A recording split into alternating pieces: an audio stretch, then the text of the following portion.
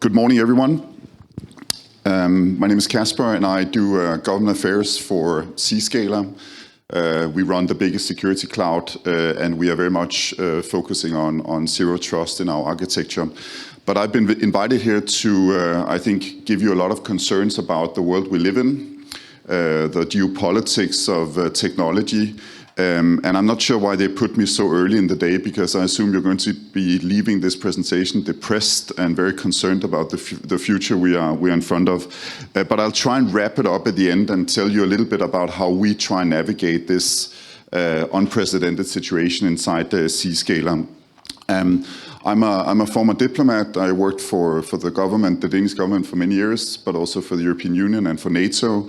So I have a more political background than a technology background. But what we're trying to do is to help the company operate in a situation where I think, like many of you, there are some challenges, not least set in this room when you represent a US technology company on the European continent these days.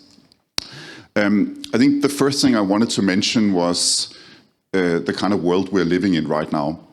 I've been involved in international affairs for a couple of decades, worked across Europe and Asia and North America as well. And like I think many of you, I have to say that I have not experienced anything like the kind of situation we're in right now. I think it's sort of the perfect storm in many ways. We're seeing geopolitical instability at a level which is fairly unprecedented. We're seeing local political developments being quite challenging across the world. And I think we're also seeing questions being made about traditional alliances, the transatlantic relationship being one of them that is leading especially European governments to question how we collaborate across the world. At the same time, we are seeing, as many of the other presenters have mentioned, sort of a rise and a spike in the threats coming from cybersecurity. We're seeing malign actors, both state actors, but certainly also criminal networks, being increasingly aggressive, but also using state-of-the-art technology, and not least generative AI, to launch increasingly sophisticated attacks on many of the organizations that we try and help defend. And I think one of the differences that I'm sure that you will be speaking a lot about over these couple of days is that, back in the day, perhaps it was primarily the most obvious attack organizations that should feel at risk. I think what we're seeing these days, and what our threat assessment intelligence is also demonstrating, is that the attackers are focusing on any access point, which means that even small and medium-sized enterprises, sort of the backbone of Europe's economy, are increasingly in the focus for those who want to do us bad things. So one of the questions is, of course, how do we navigate this as a cybersecurity community? How do we try and find a way where we still have opportunities to help defend organizations, but that we also do this in a way which is consistent with the concerns of the organization that we work with? And I'll try and say a couple of words about this. The first thing, I often talk to my US colleagues about this, but also to colleagues from outside Europe, which is a little bit, what is Europe's headache these days? I put a couple of things on the slide here. I mean, the first one, if we don't focus on the picture to the left, but it's sort of the biggest, the largest corporations in the world as of now. And I think what is striking about that is, of course, that there are quite a lot of American companies there, well-known companies. I'm sure some of them are in the room today. There are a couple of Chinese companies sort of popping up gradually. There is one from the Middle East as well. But of course, the main problem here is that there is none from the European Union and nobody from Europe. And I think one should not underestimate the impact that this chart has when it comes to political decision makers in Europe. This is very much one of Europe's main concerns. How do we scale and build companies that can compete at the global level with some of these big, very successful companies that we're looking at? So I think that's one of the first points. The other point is the text at the bottom of this slide, which is the percentage of Europe's part of the global economy, which I put a couple of numbers here, but The problem for Europe is that our share of the global economy is falling quite dramatically. We are seeing a decrease whether we take on board the UK or not. We're really going from sort of 16% today, where we used to be around 26, 28% back in the day. That is also one of the concerns that Europe is facing quite dramatically. The other one is not so much focused on Europe, but rather a little bit, one of the old cliches of this world is that the US innovate, China copies, and Europe regulates. I think what I've tried to put in here is that, in fact, when we look at some of the newest technologies, we should not underestimate the innovative capability of China in this case. And we are seeing really a shift where Europe feels squeezed between a very innovative US and a quite innovative Asia, with China coming forward. I think this is one of the areas where European decision makers are incredibly concerned about how we help Europe become more successful and more competitive. Now, there's a lot on this slide, and I'll promise you that I will not go through every quote, but I'm sure many of you have followed the debate after the so-called Draghi report that put forward a number of recommendations on how to make Europe a bit more competitive again. And I think we can focus on a couple of the areas here, but I think the primary focus of Draghi was to say we're not scaling companies in Europe the way that we are seeing in Asia and in the US. And I used to have this a little bit strange job. We opened an embassy to the tech industry in Silicon Valley some years ago. And I was posted in Silicon Valley, and we had the embassy in Palo Alto. And it happened quite often that, walking around on some of the campuses in Silicon Valley, you met a lot of Europeans, young Europeans, and you sort of got to talk to them. And I often asked the question, so what are you doing here in California? What are you doing here in Palo Alto? And the answer was always the same. We had a small startup in France. We had a small startup in Hungary. And when we reached, 15 employees, one of the big companies, one of the big, investors came to us and acquired us. And we had the opportunity to move to California and to scale our company, be in the ecosystem of innovation. And some of them would also say that the weather was better in California. And I think, coming from Denmark, I think that's something you can appreciate. But the problem is, of course, that we're not seeing a lot of the big new technology companies coming out of Europe. And I think this is what Draghi wanted to focus on by giving us a little bit of fear of what it requires to do this. Regulation, making it easier for companies to be successful and not be under a heavy compliance rule is one aspect. But I think also that making sure that the internal market among the EU 27 member states becomes more competitive, that it is easier for some of you to be successful in starting a company in Hungary and then basically selling the same products across the EU 27 member states. What we understand, what we see ourselves is that that is incredibly difficult in today's world because of obstacles in local markets. We need a much more competitive Europe across the world, across the European Union, and this is what Draghi really pointed out. Now, I don't know how much you guys talk about regulation, but let me just do a little bit of a test.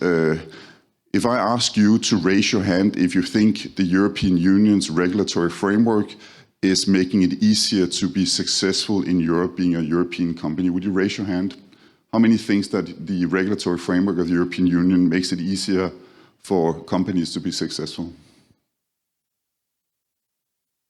Okay, I mean, that's a very, very gracious audience, because normally there are always a few that raises their hands, typically those that work for governments, but I don't think there's anybody in this room who raised their hands. That's the first time for me, so thanks for playing along here. Now, I think it is important, also being a former government employee, now working for the private sector, and I also worked for Microsoft for some years.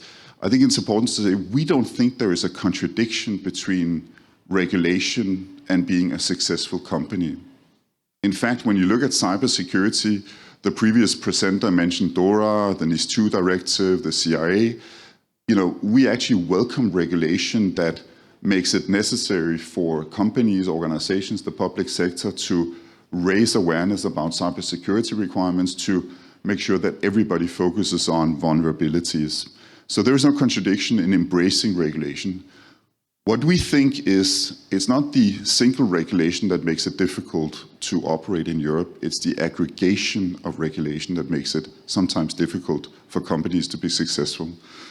And when you look at the cybersecurity area, there is somewhere, depending on how you make that calculation, somewhere between 5 and 10 regulations coming into play over the next couple of years that will raise compliance requirements for cybersecurity companies, for organizations.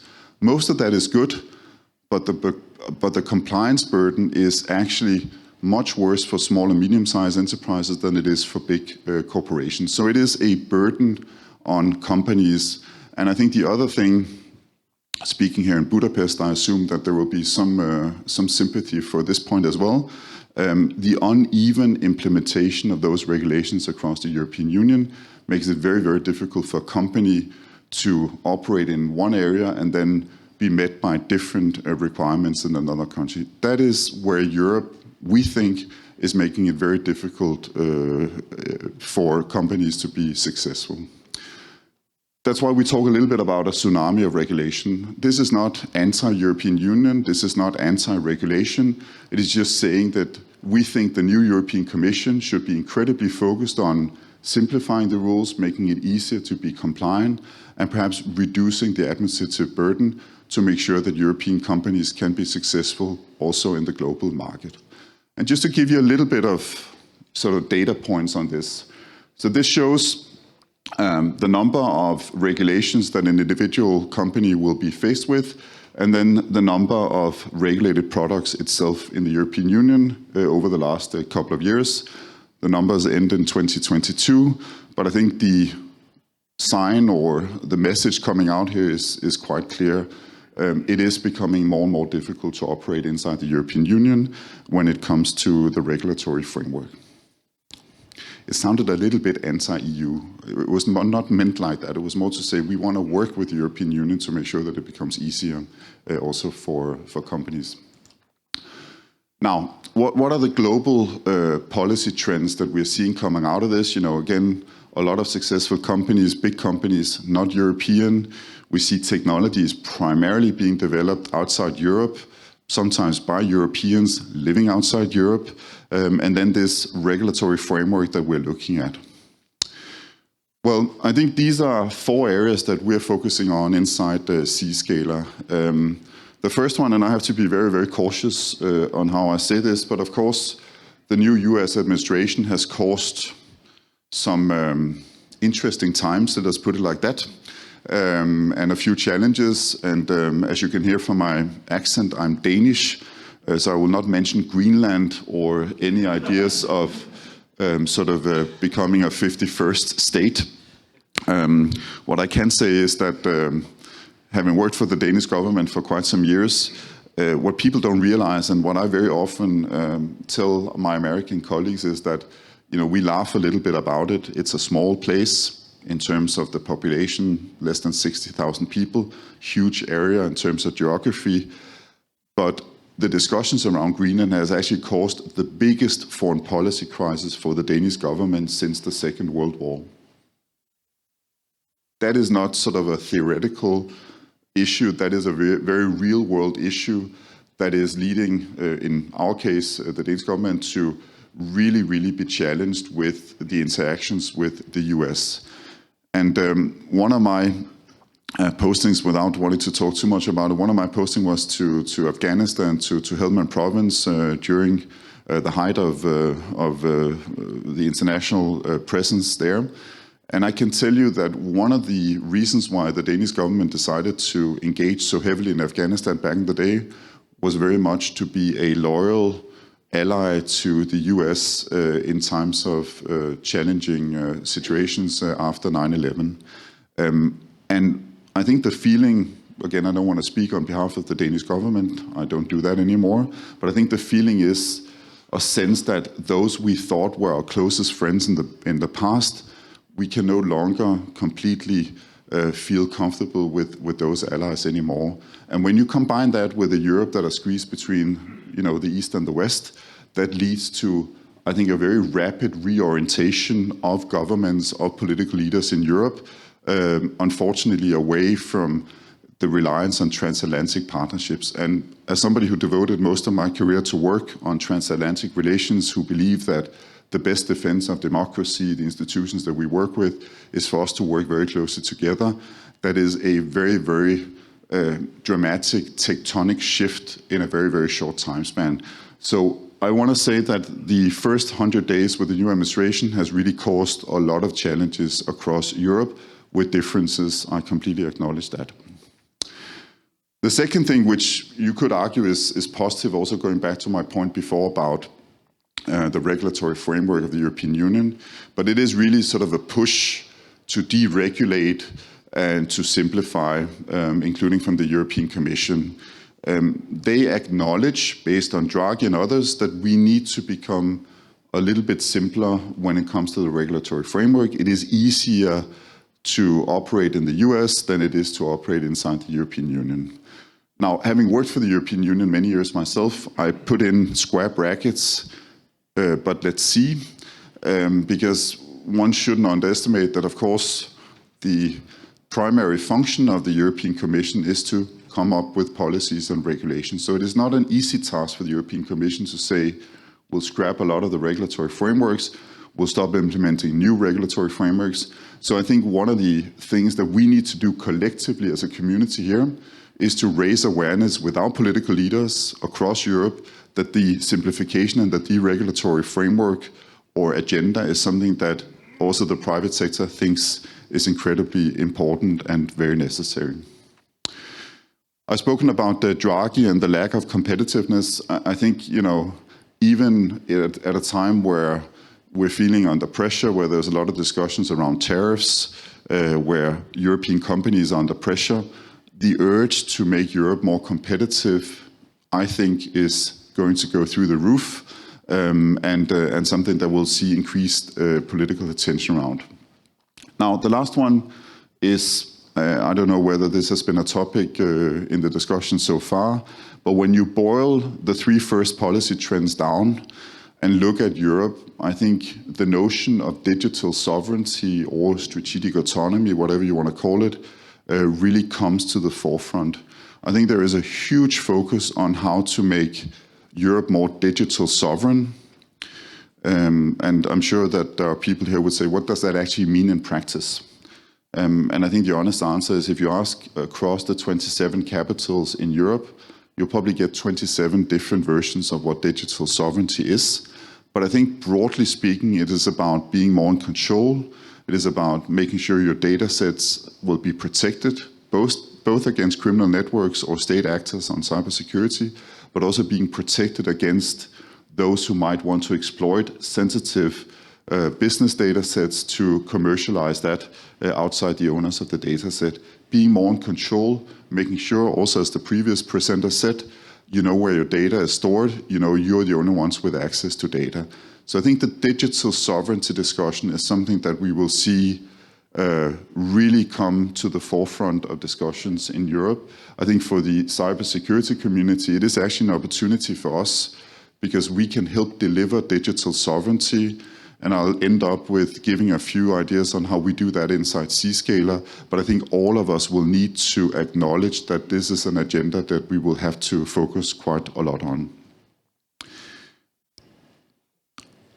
What do we do inside Zscaler to sort of navigate this politically unprecedented situation? Well, there are a couple of areas that we do focus a lot on, and I'm sure many of the companies present here today that you have a similar approach.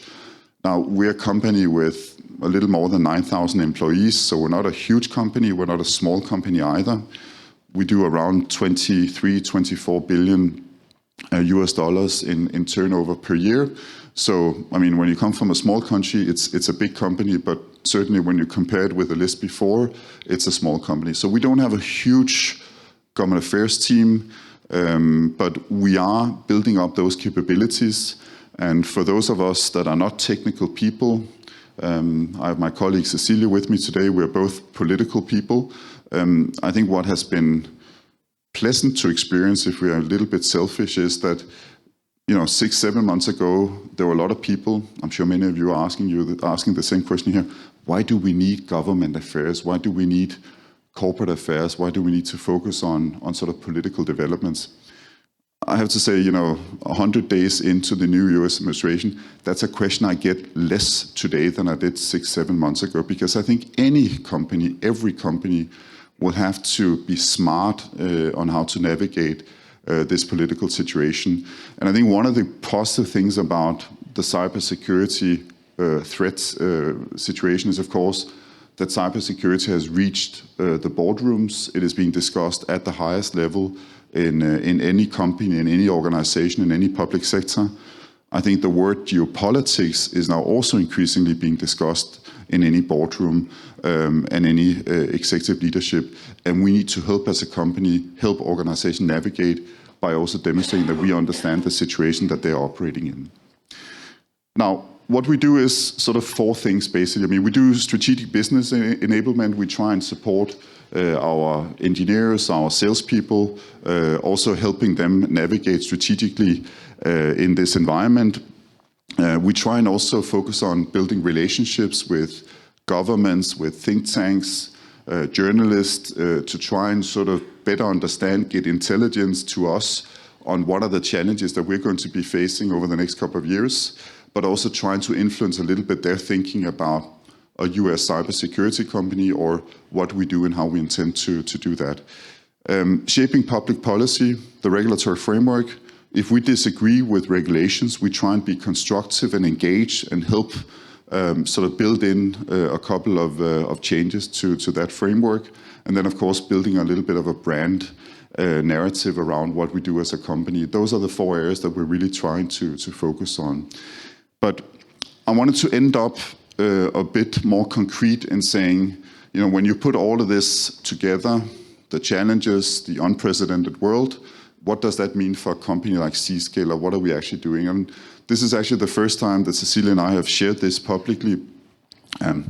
It's a bit of a teaser. I don't think you will be thrown backwards in how incredibly important it is. But it is our way of thinking about what we do as a company. And it's a little bit of a busy slide, so apologies here. But it is really the latest developments on our side.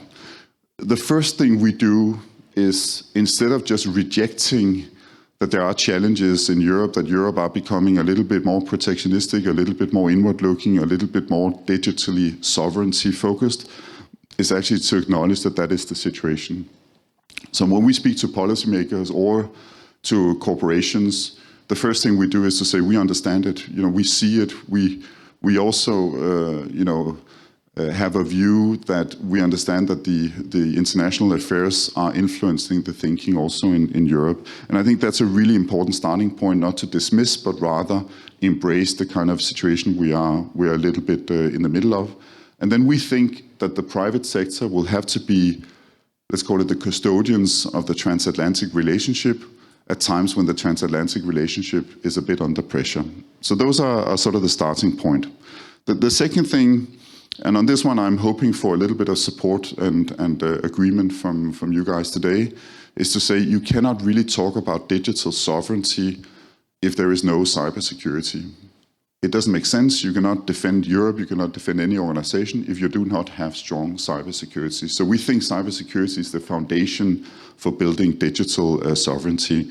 Otherwise, the digitalization process will simply not continue. The third one is really, although it says 1 on all of them I see on this slide, is how can we use state-of-the-art technology to help Europe achieve its aspirations around digital sovereignty. In our case, we think that the zero trust architecture is really the way forward. It reduces dependencies on legacy systems, VPNs, etc. We are really a cloud-born cybersecurity company that reduces the attack surface quite dramatically. We think that is one of the ways that we can help deliver digital sovereignty also to our local customers in Europe as well. And the other one, going back to the regulatory framework, my experience dealing with customers in the public sector, but also in the private sector, is if we can help guarantee that our products will be totally compliant with the regulatory framework, or indeed help implement the regulatory framework, that is a huge opportunity for especially smaller organizations that are struggling with this big jungle, this big tsunami of regulations. We guarantee that our products will be completely compliant, both with EU regulations, but also with national regulations. That is our way of trying to be helpful with the local partners. And then last but not least, it is an arms race when it comes to new technology. We also utilize artificial intelligence in our system. We do it in I would say, a mature way. What we see from our threat intelligence is also that AI is also a useful tool in the hands of those who do not want to do us good. But we are rolling out AI also in a way to have state-of-the-art threat intelligence to help defend the organization in the best possible way and really utilize the best aspects of AI on our side. Last but not least, if we really boil it even further down on the technology side, the first point we want to make is really what I would call almost our mission statement at this moment in time. Really a commitment to support Europe on Europe's own terms. Really a determination to uphold the transatlantic values, also in times of challenges, and to help deliver state-of-the-art technology for Europe. One of the things that we're experiencing, and I don't think I'm sharing any state secrets here, is that a lot of our customers are, of course, asking, can we trust US technology with the kind of world we're living in right now?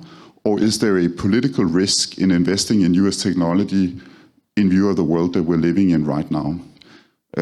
Needless to say, we think that if you deliver the right technology, it doesn't really matter where you're headquartered, and we think our technology offering is extremely well suited to support and help Europe at this time and space.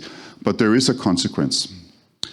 And when we met the European Union officials last week in San Francisco during RSA, one of the points that we made was to say, the concerns about the US, we get. The concerns about US technology, we have sympathy for. The tendency in Europe to make it more difficult for US technology companies to operate and be present, we are deeply concerned about. And I'll tell you why we're concerned about it. It is because we're experiencing also with our customers that some of them want to postpone upgrading their systems or rolling in state-of-the-art technology, which means that there is actually potentially short-term a reduction in our resilience because we simply do not have access to the latest technology. This is where we need a more reasonable, a more balanced, a more mature approach, where we do not make it more difficult for all of us to operate in Europe at a challenging moment. Now, just before wrapping up, there are a couple of things that we really focus on inside the Zscaler. I've already mentioned that we really remove dependency on legacy technology, hardware, VPNs, including in branches that the previous presenter also mentioned. But I think the most important one here is the third bullet point. We do not store our users' content. We do not store our customers' content. I think that is really one area where every technology company will have to make an effort to make sure that that is the case. We're experiencing both from public customers, but for private customers, the focus on where content is going is a red line that we will all have to focus incredibly diligent on. And the last couple of bullets is really about how we can make sure that transactions will be handled locally. We operate data centers in Europe, and we have now taken steps to make sure that our customers can choose where the data will be handled, where the data is going to be localized. It can be inside Europe, it can be inside the European Union.